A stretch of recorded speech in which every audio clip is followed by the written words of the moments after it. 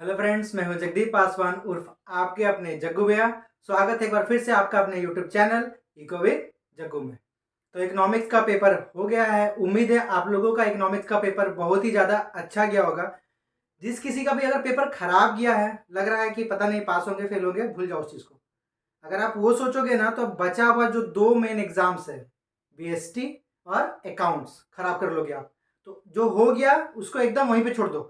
अब next exam आपका BST का है और बहुत सारे बच्चों ने मैसेजेस किए कि भैया इकोनॉमिक्स तो पार लग गया, बीएसटी भी लगा दो यार। तो टेंशन नहीं है, अब हम लोग बचे हुए जितने भी दिन हैं उसमें फटाफट आपके लिए बीएसटी का जितना भी इंपॉर्टेंट चैप्टर्स है उसका वन शॉट हम तैयार कर रहे हैं। तो आज के इस वीडियो में हम लोग डिस्कस करेंगे 14th principles of management given by Henry Fayol. चलिए जल्दी से देखते हैं इसको।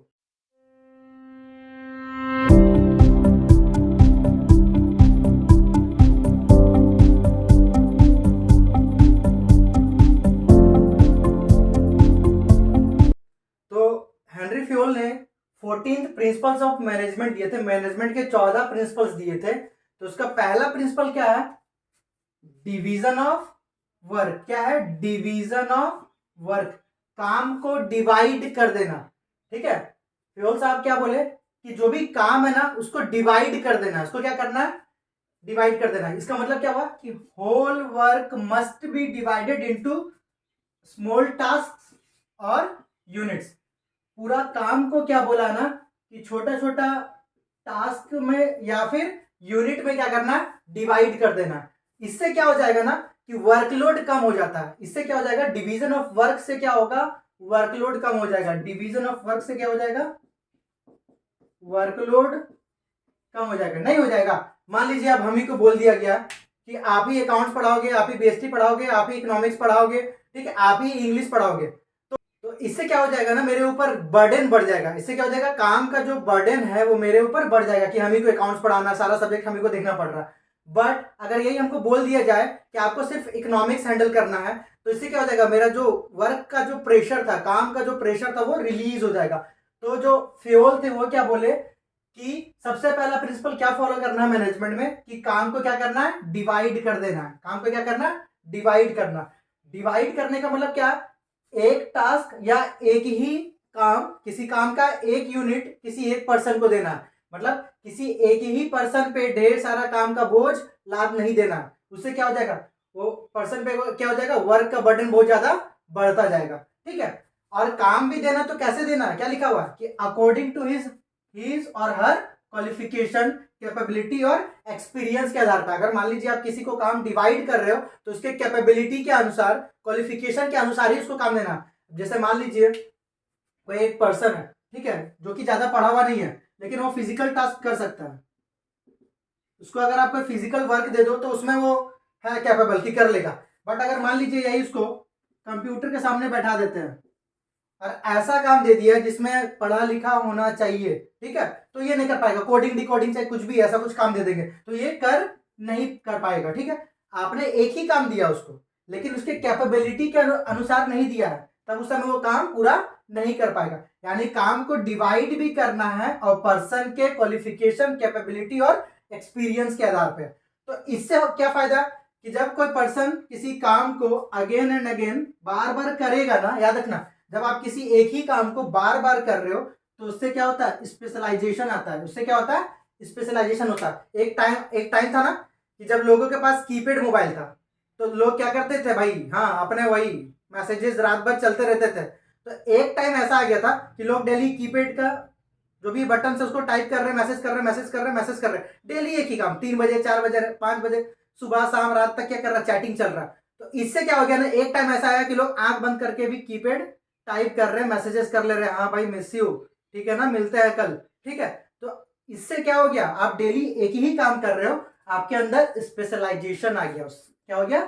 स्पेशलाइजेशन हो गया। जो कीपैड आप देख करके कभी टाइप किया करते थे, अब बिना देखे कर रहे हो क्योंकि डेली रात भर बात चल रहा है। ठीक है, तो काम को डिवाइड करने से स्पेशलाइजेशन आता है और जब भी स्पेशलाइजेशन आएगा एफिशिएंसी लेवल बढ़ता है। ठीक है, क्योंकि आप काम को अच्छे तरीके से कर पाओगे क्योंकि एक ही काम आप डेली कर रहे हो। इसी को बोलते हैं डिवीजन ऑफ वर्क, याद रखेंगे। तो सेकेंड प्रिंसिपल जो कि फ्योल भाई साहब ने दिया है वो क्या है? Authority and responsibility. क्या है? Authority and responsibility. तो अथॉरिटी का मतलब होता है पावर। अथॉरिटी का मतलब क्या होता है? पावर। किस तरह का power? Power to take decision. ठीक है। और रेस्पॉन्सिबिलिटी का मतलब क्या होता है? कि कोई काम आपको दे दिया गया है और उसको आपको टाइम पे कंप्लीट करना है। Obligation to complete the job assigned on time. तो अथॉरिटी का मतलब हो गया पावर और रिस्पॉन्सिबिलिटी का मतलब क्या हो गया? कि उस काम को टाइम पे करना है। ठीक है। तो जो फ्यूल थे ना वो क्या बोले कि अथॉरिटी और रिस्पॉन्सिबिलिटी आपस में मैच करना चाहिए। There is a balance between authority and responsibility. ना तो अथॉरिटी ज्यादा देना चाहिए ना ही ज्यादा रिस्पॉन्सिबिलिटी। इससे क्या हो जाएगा? अगर किसी मान लीजिए किसी लेवल पे किसी पर्सन को, ठीक है, एक्सेस अथॉरिटी दे दिया गया तो उस एक्सेस पावर का क्या कर सकता है? मिस यूज कर सकता है। ठीक है। या फिर किसी पर्सन को आपने ज्यादा काम दे दिया, ज्यादा रिस्पॉन्सिबिलिटी दे दिया, तो वर्कलोड क्या हो जाएगा? बढ़ जाएगा, जिससे काम क्या होगा? टाइम पे कंप्लीट नहीं होगा। ठीक है। तो यानी कि जब भी आप किसी को रिस्पॉन्सिबिलिटी दोगे तो उसके अकॉर्डिंग अथॉरिटी भी देना है। इसको एक एग्जांपल समझिए। मान लीजिए किसी पर्सन ए को बोल दिया गया, ठीक है, कि एक मंथ के अंदर तुमको 1000 यूनिट्स प्रोड्यूस करना है। ठीक है। उसको बोल दिया गया कि एक मंथ के अंदर आपको 1000 यूनिट्स प्रोड्यूस करके देना है। लेकिन ये हो गया इसका रिस्पॉन्सिबिलिटी। ये क्या हो गया? रिस्पॉन्सिबिलिटी कि एक मंथ के अंदर 1000 यूनिट्स बना के देना है। ठीक है।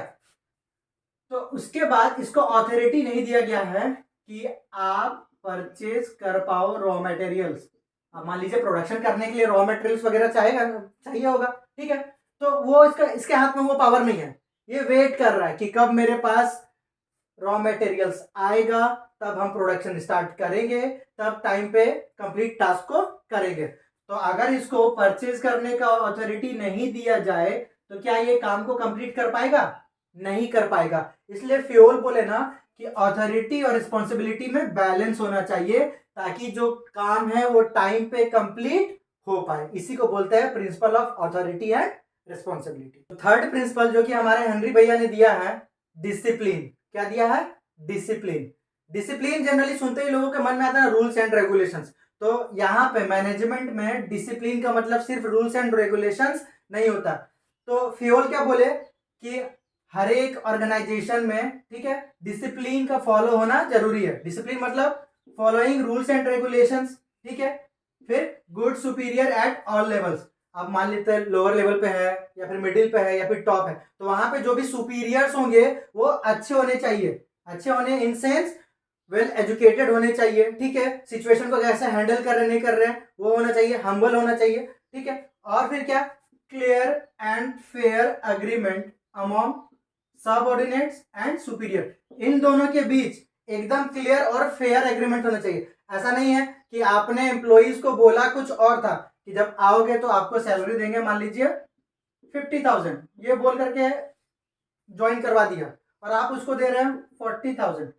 ठीक है। तो यहाँ पे आपने क्या हुआ कि अग्रीमेंट में कुछ और बोला और करवा कुछ और रहे हैं, तो ये चीज नहीं करना है। तो जब भी ये प्रिंसिपल फॉलो करेंगे ना, इस प्रिंसिपल को फॉलो करने से क्या आ जाएगा? सिस्टमेटिक वर्किंग चलने लगेगा। हर एक काम सिस्टमेटिकली चलेगा, मतलब जैसे तैसे नहीं, एकदम रूल्स और रेगुलेशंस के मुताबिक चलेगा। जिस भी कंपनी में, जिस भी ऑर्गेनाइजेशन में डिसिप्लिन फॉलो नहीं होता है वहां पे क्या होता है? Delay of work. क्या होगा वहां? Delay of work. मान लीजिए कोई वर्कर है, कोई रूल्स एंड रेगुलेशंस फॉलो नहीं करना है कि इतना बजे टाइम दिया गया है, चाहे कुछ भी है, तो आराम से ब्रश करते करते पहुंच गया, गुड मॉर्निंग सर, कैसे? ये काम नहीं करना है। ये करोगे पता चला कि आने का टाइमिंग आपका 10 बजे, ठीक है, आप आ रहे हो 12 बजे, तो आपके वजह से 2 घंटा का डिले हुआ कि नहीं हुआ? ठीक है। इसलिए फ्योल बोलते हैं कि ये जो थर्ड प्रिंसिपल्स है ये मस्ट है कि फॉलो किया जाना चाहिए, दैट इज कॉल्ड डिसिप्लिन।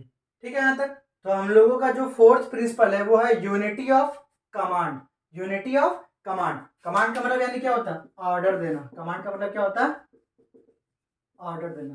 तो फ्योल क्या बोले ना कि इस प्रिंसिपल के अकॉर्डिंग क्या होना चाहिए कि एक एम्प्लॉय एक बार में एक ही बॉस से ऑर्डर रिसीव करेगा। ठीक है। एक एम्प्लॉय एक बार में एक ही बॉस से ऑर्डर रिसीव करेगा। मान लीजिए कोई एक पर्सन है, ठीक है, इस पर्सन का नाम है मान लीजिए चंगू, ठीक है। इसके 3 बॉस, एक है मंगू,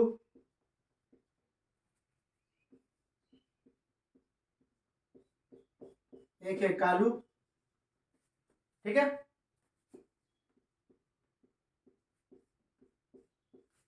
और एक है रामू। देखो भाई, किसी का नाम हो तो ऑफेंड मत हो जाना, ठीक है, जस्ट फॉर एग्जांपल, ये इमेजिनेशन में है। तो चंगू के 3 बॉस, ठीक है, मंगू, कालू और रामू, ठीक है। अब मान लीजिए तीनों ने इसको अपना अपना ऑर्डर दे दिया, ठीक है। बेचारा चंगू क्या हो जाएगा, कंफ्यूजन में पड़ जाएगा कि पहले कौन वाला बॉस का काम करे, किस बॉस को बहाना बना के उसका काम बोले कि सर आपका बाद में कर देंगे, ठीक है। तो ये प्रॉब्लम होता है, अगर आप यूनिटी ऑफ कमांड फॉलो नहीं करोगे तो ये प्रॉब्लम क्रिएट होने लगेगा। यहाँ पे ये बेचारा क्या हो जाएगा, कंफ्यूज हो जाएगा कि किसका काम पहले करे, किसका काम बाद में करे। और ये भी हो सकता है कि ये रिस्पॉन्सिबिलिटी से भागने लगेगा।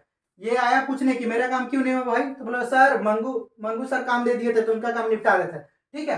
तो फ्योल यही बोले हैं कि एक पर्सन को एक बार में एक ही बॉस से ऑर्डर रिसीव करना है। तो इससे क्या हो जाएगा, उसके मन में कंफ्यूजन नहीं रहेगा, आपस में ये सारे बॉसेस का ईगो क्लैश नहीं करेगा, ठीक है। क्योंकि इन लोगों ने तो काम दिया ही नहीं, अब तो प्रिंसिपल फॉलो हो रहा है तो सिर्फ ये काम दिया, तो ये काम भी सिर्फ किसका करेगा, मंगू करेगा। और इससे क्या हो जाएगा, इफेक्टिवनेस आता है। बहुत लोगों को कंफ्यूजन है एफिशिएंसी में और इफेक्टिवनेस में।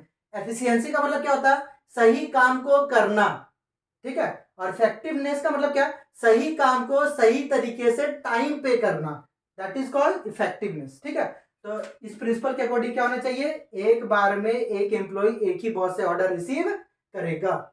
हाँ, तो 5वां प्रिंसिपल जो कि फ्योल भैया जी दिए हैं वो है unity of direction. Unity of direction, direction का है ये मतलब है एक यूनिट का एक ही प्लान। जैसे मान लीजिए आप किसी अगर ऑर्गेनाइजेशन के अंदर काम कर रहे हो, ठीक है, मान लीजिए ए है, बी है, सी है, डी है, इस तरह से डिपार्टमेंट बटा हुआ है। हर एक डिपार्टमेंट का अपना अपना गोल होता है, ठीक है। लेकिन आप किसी अगर ऑर्गेनाइजेशन के अंदर काम कर रहे हो तो आप इस ऑर्गेनाइजेशन का ही पार्ट हो, ठीक है, भले आपका डिपार्टमेंट अलग अलग हो।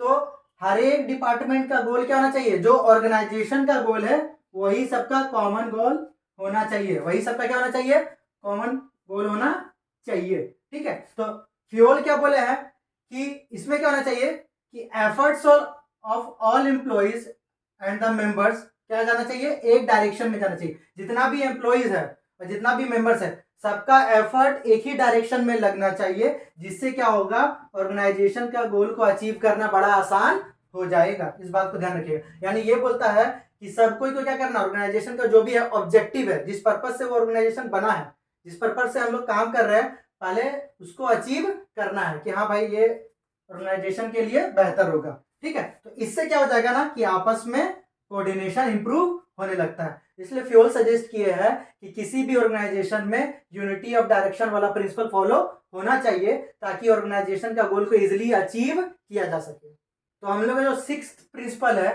वो क्या है, subordination of individual interest to general interest. इससे पहले हम लोगों ने क्या किया, इससे पहले हम लोगों ने क्या 5th प्रिंसिपल जो भी देखा था, है ना, 5th प्रिंसिपल क्या था, यूनिटी ऑफ डायरेक्शन। ये उसी का एक्सटेंडेड पार्ट है, ये उसी का क्या है, एक्सटेंडेड पार्ट है। फ्योल क्या बोलते हैं, जैसे अब मान लीजिए आप किसी ऑर्गेनाइजेशन में काम कर रहे हो, ठीक है, तो हर पर्सन का कुछ पर्सनल ऑब्जेक्टिव, कुछ पर्सनल गोल रहता है, किस पर्पज से कर रहे हैं। कोई पैसा कमाने के लिए करता है, ठीक है, कोई अपना प्रॉब्लम है तो उसकी वजह से उस जॉब को पकड़ लिया, ठीक है, किसी को अपना स्किल बढ़ाना है इसलिए वो काम कर रहा है। तो हर एक पर्सन का क्या रहता है, कुछ इंडिविजुअल गोल रहता है, इंडिविजुअल ऑब्जेक्टिव रहता है। बट हेनरी फ्योल क्या बोले हैं ना कि इंडिविजुअल गोल को कन्वर्ट कर देना है ऑर्गेनाइजेशनल गोल में। यानी आप पहले अपना पर्सनल गोल के बारे में नहीं सोच करके ऑर्गेनाइजेशन के गोल के बारे में सोचोगे, इसलिए इसको बोलते हैं subordination of individual interest to general interest. General interest मतलब सबका एक कॉमन इंटरेस्ट होना चाहिए, that is organizational goal. If in case individual goal को अपना सेक्रीफाइस नहीं कर पा रहा है, ठीक है, बोल रहा है कि नहीं हम ये काम नहीं करेंगे, तो उसको मस्ट है कि अपना इंडिविजुअल गोल को सेक्रीफाइस करना पड़ेगा, ठीक है, क्योंकि पहले आपके लिए ऑर्गेनाइजेशन है, दिन बाद में आप खुद है। तो यही बोलते हैं फ्योल कि हमारे मैनेजमेंट में क्या होना चाहिए कि जो भी इंडिविजुअल इंटरेस्ट है उसको कन्वर्ट कर दीजिए जनरल इंटरेस्ट में, ताकि ऑर्गेनाइजेशन का गोल अचीव कर पाए। तो इससे भी क्या होता है ना, कोऑर्डिनेशन इंप्रूव होता है, डेवलप होने लगेगा, आपस में लोग काम मिल करके करना स्टार्ट कर देंगे, क्योंकि अचीव ये अकेले आप नहीं कर सकते।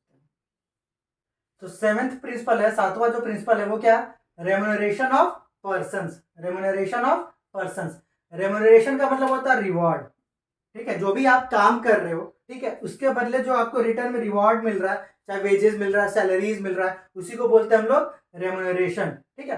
तो हेनरी फ्यूल क्या बोले हैं ना, कि जो भी वर्कर है, जो भी एम्प्लॉइज है, आपके कंपनी में काम कर रहे हैं, आपके ऑर्गेनाइजेशन में काम कर रहे हैं, उसको क्या बोला कि फेयर रेम्यूनरेशन देना चाहिए। मतलब वो जितना भी काम कर रहा है, एटलीस्ट उसको इतना वेजेस, इतना सैलरीज प्रोवाइड कराना है कि उसका सेटिस्फेक्शन क्या हो जाए, मैक्सिमम हो जाए। मान लीजिए आप एकदम मेहनत करके 8 घंटा काम कर रहे हो, ठीक है, और आपको सिर्फ सैलरी मिल रहा है कितना, फॉर एग्जांपल के लिए मान लीजिए महीना का आपको सिर्फ मात्र दे रहा बोल रहा है 15K, 15,000, लेकिन काम इतना कर रहे हो कि एटलीस्ट आपको 25,000 तो मिलना ही चाहिए। तो इस सिचुएशन में, ठीक है, आप क्या हो जाएंगे, आपका सेटिस्फेक्शन मैक्सिमम नहीं हो रहा है, क्योंकि आपको पता है कि आप जितना काम कर रहे हो, जितना मेहनत कर रहे हो, उसके अकॉर्डिंग एटलीस्ट 25,000 मिलना चाहिए, बट आपको सिर्फ 15,000 मिल रहा है। तो इससे एम्प्लॉइज क्या होगा, डीमोटिवेट हो जाता है। इससे क्या हो जाएगा, डीमोटिवेट हो जाएगा, डिससेटिस्फेक्शन आ जाएगा, और इसी वजह से एम्प्लॉइज का टर्नओवर बढ़ जाता है। टर्नओवर का मतलब है कि जो भी वर्कर, जो भी एम्प्लॉइज वहां काम कर रहा है, उस कंपनी को छोड़ करके कहीं और ज्वाइन कर लेता है। बहुत बार देखिए ऐसा रीजन होता है कि आपने, कोई दोस्त है आपका जो कि काम कर रहा है, उससे पूछे क्या यार वो कंपनी तो इतनी अच्छी थी, क्यों छोड़ दिया, बोले भाई काम बड़ी करा रहा था लेकिन सैलरी नहीं दे रहा था, इसलिए हम क्या किए ना, छोड़ दिए। तो एम्प्लॉइज का टर्नओवर ना बढ़े, एम्प्लॉइज में डिससेटिस्फेक्शन ना आए, इसके लिए क्या होता है, फ्यूल ने सजेस्ट करा है कि हर एक एम्प्लॉइज का जो रेम्यूनरेशन है वो क्या होना चाहिए, फेयर होना चाहिए। क्या होना चाहिए, फेयर होना चाहिए। इससे क्या होगा ना कि एम्प्लॉइज के अंदर मोटिवेशन आएगा, और याद रखिएगा हर मोटिवेटेड एम्प्लॉइज अपना जो भी उसका एफिशिएंसी है उससे और ज्यादा ही करता है, ठीक है, इस बात को ध्यान रखिएगा। इसलिए क्या होगा, तो जैसे इसको फेयर वेज मिलना लगेगा तो उसके अंदर मोटिवेशन आएगा, और मोटिवेशन आएगा तो उसका जो भी कमिटमेंट है वो इंप्रूव होने लगेगा, बोले नहीं अब तो और मन लगा के काम करेंगे, ठीक है। तो ये चीज सजेस्ट की है फ्यूल कि हमेशा हम लोग को क्या करना है कि ऑर्गेनाइजेशन में रेम्यूनरेशन को क्या करना, फेयर देना है, कि उन लोग को कम से कम सेटिस्फेक्शन मिले, मोटिवेटेड हो। क्लियर है। तो हम लोगों का जो आठवां प्रिंसिपल है जो कि फ्यूल ने दिया है, सेंट्रलाइजेशन एंड डिसेंट्रलाइजेशन। समझते सेंट्रलाइजेशन और डिसेंट्रलाइजेशन होता क्या। सेंट्रलाइजेशन का मतलब है पावर इन फ्यू हैंड्स, कुछ ही लोगों के हाथ में अथॉरिटी देना, और डिसेंट्रलाइजेशन का मतलब क्या है, distribution of power at every levels of management. यानी यहाँ पे कुछ ही लोगों के हाथ में अथॉरिटी है, और यहाँ पे अथॉरिटी का क्या करते हैं, डिस्ट्रीब्यूशन कर देते हैं मैनेजमेंट के हर एक लेवल पे, ठीक है। तो फ्योल क्या बोला है ना कि किसी भी ऑर्गेनाइजेशन को ना तो पूरी तरह से सेंट्रलाइज्ड होना चाहिए, ना ही पूरी तरह से डिसेंट्रलाइज्ड होना चाहिए, ठीक है। तो वो क्या सजेस्ट किए कि मिक्सचर होना चाहिए दोनों का, ठीक है। उन्होंने क्या बोला कि अगर ऑर्गेनाइजेशन का साइज स्मॉल है, ऑर्गेनाइजेशन कैसा स्मॉल है, तो वहां पे सेंट्रलाइजेशन होना चाहिए, ठीक है। लेकिन अगर आपका ऑर्गेनाइजेशन लार्ज है तो वहां पे क्या होना चाहिए, डिसेंट्रलाइजेशन होना चाहिए, ठीक है। इसी को बोलते हैं हम लोग principle of centralisation and decentralisation. Clear है यहां तक। तो नाइन्थ प्रिंसिपल है प्रिंसिपल ऑफ स्केलर चेन।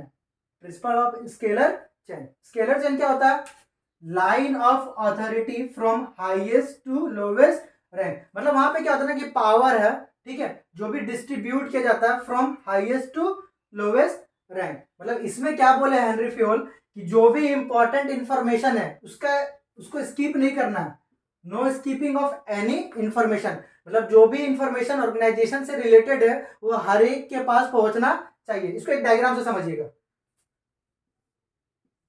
मान लीजिए इस तरह से दिया हुआ है, ठीक है, ये ए है, बी है, सी है, डी है, ये मान लीजिए के है, एल है, एम है, ठीक है। अब क्या हुआ ना कि सी को कुछ इंफॉर्मेशन देना है एल को, ठीक है। सी को क्या करना है, कुछ इंपॉर्टेंट इंफॉर्मेशन ऑर्गेनाइजेशन से रिलेटेड देना है किसको, एल को, ठीक है। तो स्केलर चेन में क्या होता है, सी बताएगा किसको, बी को, फिर बी बताएगा किसको, ए को, फिर ए किसको बताएगा, के को, और इस तरह से फाइनली जिस पर्सन के पास इंफॉर्मेशन पहुंचना वो पहुंच जाएगा। तो यहाँ पे क्या हो रहा है, ऐसा नहीं है कि सी को बताना एल को तो सी चल गया डायरेक्ट ए के पास। स्केलर चेन में क्या होता है कि स्टेप वाइज स्टेप इंफॉर्मेशन का क्या होता है, कम्युनिकेशन होते रहता है। तो इससे क्या होता है ना कि इंफॉर्मेशन हर पर्सन तक पहुंच जाता है, ठीक है। बट फ्यूल सजेस्ट की है कि स्केलर चेन समटाइम्स ना क्या होता है, बहुत लॉन्ग प्रोसेस हो जाता है, नहीं है। अब सी को अगर एल तक पहुंचना है तो पहले बी, फिर ए, फिर के, देन एल, ठीक है। तो इसलिए फ्यूल ने क्या सजेस्ट किया, गैंग प्लैंक का। अब ये क्या है भाई, इसका ये मतलब है अगर सी को डायरेक्ट एल से कोई इंफॉर्मेशन शेयर करना है तो डायरेक्टली एल से बात कर सकता है, ठीक है। तो इससे क्या हो गया, इंफॉर्मेशन डायरेक्टली क्या हो गया, एल तक पहुंच गया, नो स्किपिंग हुआ ना यहाँ पे एक तरह से। गैंग प्लैंक में क्या हो गया कि टाइम ज्यादा लगता नहीं है। तो हेनरी फ्यूल ये सजेस्ट किया है कि स्केलर चेन को यूज करना है ताकि इंफॉर्मेशन स्किप ना हो। मान लीजिए अब कल को कहीं मीटिंग तक जाना था तो पर्सन चंदू, ठीक है, तो चंदू को पता ही नहीं है कि कल मीटिंग है, वो भी एकदम सुबह के 9 बजे निकलना है यहाँ से, कहीं और पे मीटिंग है। बेचारा आराम से एकदम मस्त नींद ले रहा है कि यार यार कल तो छुट्टी है, क्योंकि उसको इन्फॉर्मेशन मिला ही नहीं। तो ये प्रॉब्लम हो जाएगा, ठीक है ना। इसलिए फ्यूल ने सजेस्ट करा कि स्केलर चेन को यूज करना है ताकि इंफॉर्मेशन हर कोई तक पहुंचे और इस तरह से कुंभकर्ण बन के वो सोया ना रहे। क्लियर है यहाँ तक? हाँ जी। तो हमारा 10th जो प्रिंसिपल है, 10वां जो प्रिंसिपल है जो कि फ्यूल भाई साहब ने दिया था, वो है क्या, प्रिंसिपल ऑफ ऑर्डर। देखो इस वाले में ना बहुत लोग कंफ्यूज कर जाता है। जनरली लोगों के दिमाग में बैठा है ऑर्डर का मतलब क्या हो गया कि कमांड देना। जनरली लोग क्या सोचते हैं कि इस प्रिंसिपल का मतलब है कि कमांड देना, वो तो लोग पहले पढ़ चुके थे ना, ठीक है। यूनिटी ऑफ कमांड ये सब था ना, प्रिंसिपल ऑफ कमांड था, ठीक है। तो उसमें हम लोग पढ़ चुके हैं, ठीक है। तो ये नहीं है, यहाँ पे ऑर्डर का मतलब कमांड नहीं होता है, ध्यान रखेंगे। ऑर्डर का मतलब है orderly arrangement of man and material, चाहे वो एम्प्लॉइज है या मटेरियल है, जो जिस जगह के लायक है उसका अरेंजमेंट वहीं पे करना क्या कहलाता है, प्रिंसिपल ऑफ ऑर्डर। अब मान लीजिए, ठीक है, कोई क्लर्क, क्या है, क्लर्क है, तो ऑब्वियस है क्लर्क की जगह क्या होगा, जनरली ऐसा जगह जहां पे अकाउंटिंग का काम हो रहा है, ठीक है। अब इसको क्या किए कि वर्क प्लेस पे ले गए जहां पे मशीन का यूज हो रहा है, ठीक है। तो अब बेचारा ये एज अपॉइंट हुआ है क्लर्क, जहां पे इसको अकाउंट्स वगैरह संभालना है और इसको वर्क प्लेस पे ले जाके इससे काम करवा रहे हैं, तो ये ऑर्डरली अरेंजमेंट नहीं है। जो पर्सन जिस जगह के लायक है उसको वहीं पे फिक्स्ड करना कहलाता है प्रिंसिपल ऑफ ऑर्डर, ठीक है। अब जैसे स्कूल है, ठीक है, तो स्कूल में क्या होता है कि कॉमर्स वालों के लिए अलग क्लासरूम, है ना। फिर जो पीसीएम लिए है वो लोग का अलग है, जो पीसीबी लिए है वो लोग का अलग है, ठीक है। आर्ट्स वालों का अलग है। आप अगर एक में कर दे तो प्रॉब्लम हो जाएगा ना, ठीक है, कि जो जिस जगह के लायक है उसको वहीं पे फिक्स करना है। तो फ्योल यही बोले हैं कि प्रिंसिपल ऑफ ऑर्डर को मस्ट फॉलो किया जाना चाहिए। इससे क्या हो जाएगा, टाइम जो वेस्ट होता है ना वो बच जाएगा, ठीक है। अब जैसे मान लीजिए कोई इंस्ट्रूमेंट ढूंढ रहे हैं जो कि कंपनी में जरूरत है, ठीक है, कोई भी एक इंस्ट्रूमेंट है जिसको हम लोग खोज रहे हैं, ठीक है। अब इसका एक फिक्स प्लेस नहीं रखे, कहीं और रख दिए, तो इसको ढूंढने में ही आधा घंटा 1 घंटा लग गया। तो 1 घंटा आखिर वेस्ट तो किए ना, अगर यही 1 घंटा पहले मिलता तो ये जो 1 घंटा वेस्ट हुआ है इससे मैं क्या कर सकते थे, प्रोडक्शन कर सकते थे हम लोग।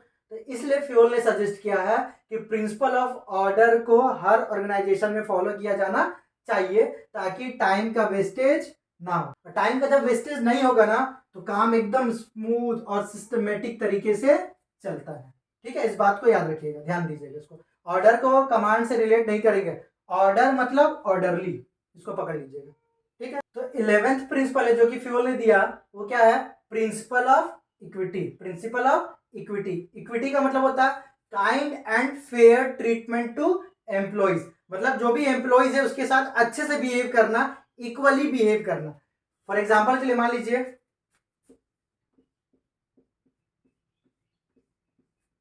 एक पर्सन है, ठीक है, लालू,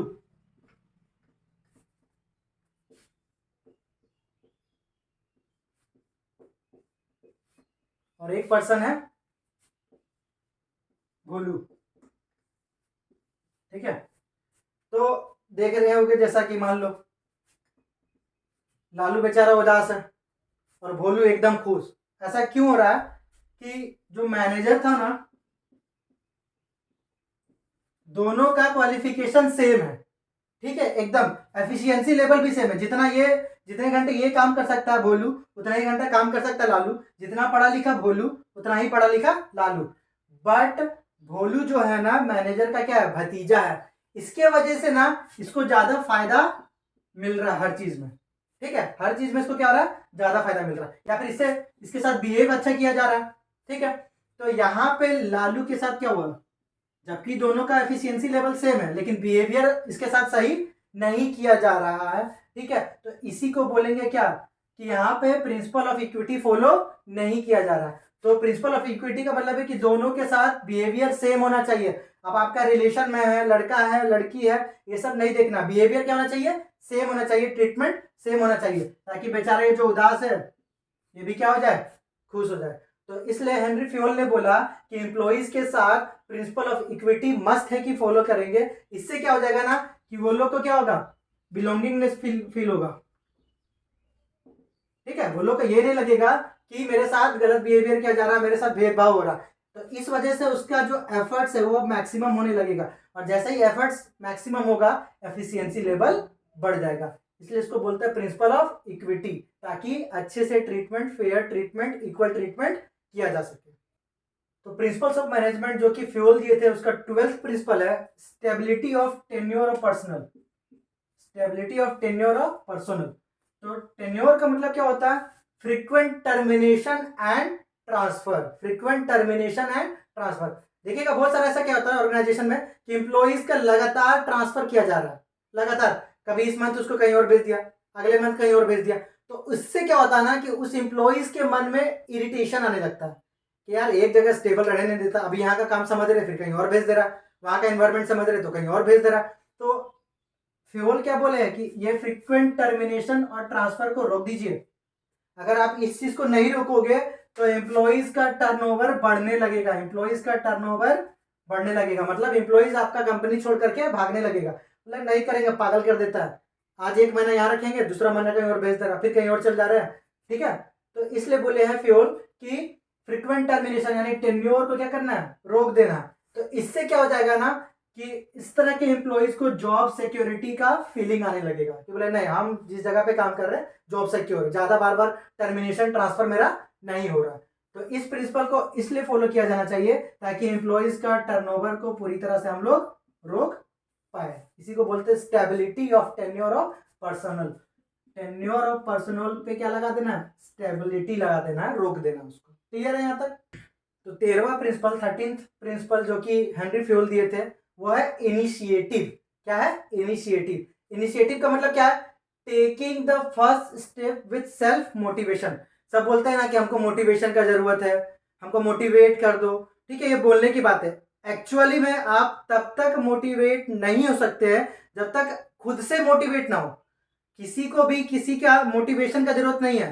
आप एक बार ठान लोगे ना कि हमको ये चीज करना है, इस चीज से बाहर निकलना है, विजन जब क्लियर होने लगेगा तो किसी का भी जरूरत आपको नहीं पड़ने वाला है। तो सबसे पहला, सबसे इंपॉर्टेंट लेसन है ना कि सेल्फ मोटिवेशन होना बहुत जरूरी है। हम कितना भी आपको समझा लेंगे, आपके मम्मी पापा भैया बहन दोस्त कितना भी समझा लेगा, अगर आप खुद से मोटिवेट नहीं होना चाहेंगे ना तो कभी भी मोटिवेशन आपके अंदर नहीं आने वाला।